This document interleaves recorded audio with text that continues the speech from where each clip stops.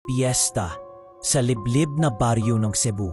Ako nga pala si Thomas, taga Cebu, at ang ibabahagi ko ay tungkol nung pumunta kami sa piyesta sa liblib na baryo. Noong Biyernes ng hapon, pagkatapos ng klase, inimbitahan kami ni Miguel na pumunta sa pista sa kanilang barangay. Excited kaming pumayag ni Ben basta't makakuha kami ng permiso mula sa aming mga magulang. Pag-uwi ko, agad kong tinanong si Mama kung pwede akong sumama.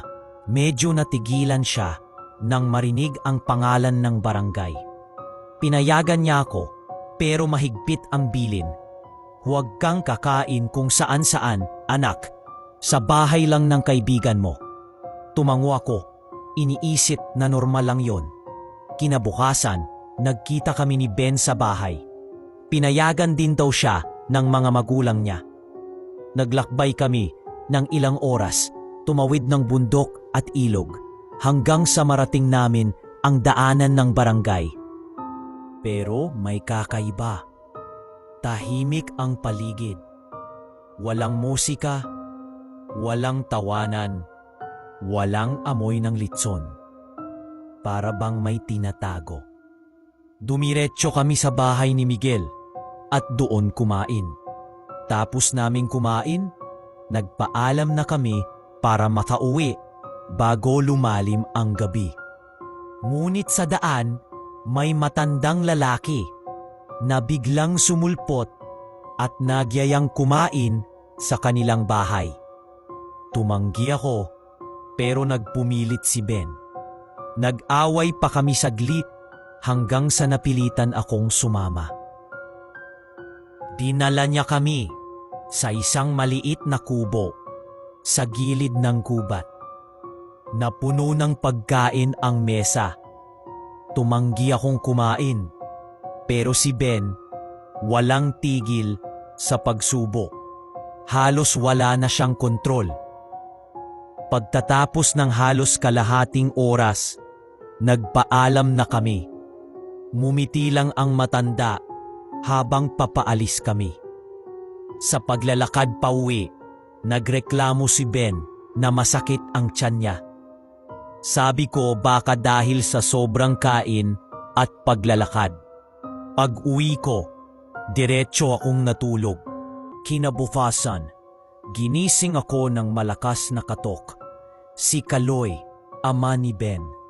Halos nanginginig siya. Anak, tulungan mo kami.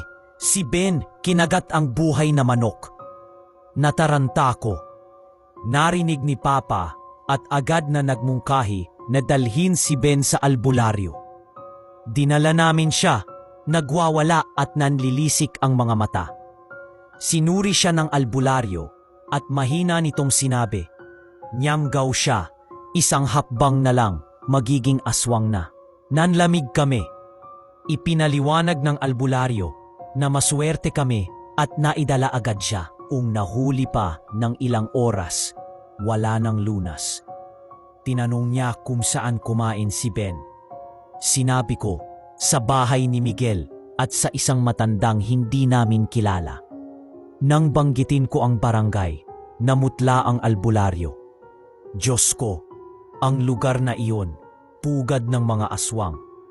Iniwan muna namin si Ben para sa ritual. Kinagabihan, kami ni Papa at Kaloy ay bumalik sa kubo ng matanda. Habang papalapit, nakarinig kami ng iyak ng bata at mababang ungol. Sumilip kami sa bintana.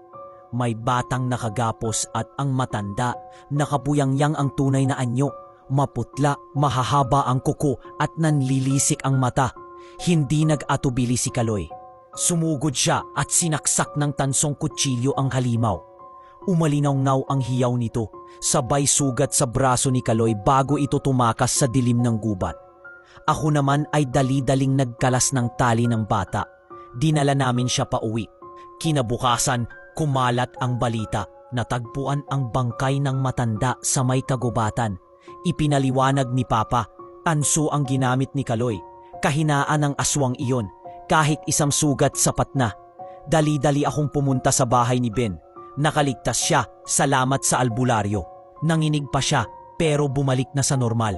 Sa halip na matuwa, napagalitan ko siya.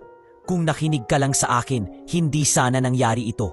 Nakatahimik lang siya, nakatumo. Simula nun, hindi na siya pumupunta sa mga fiesta.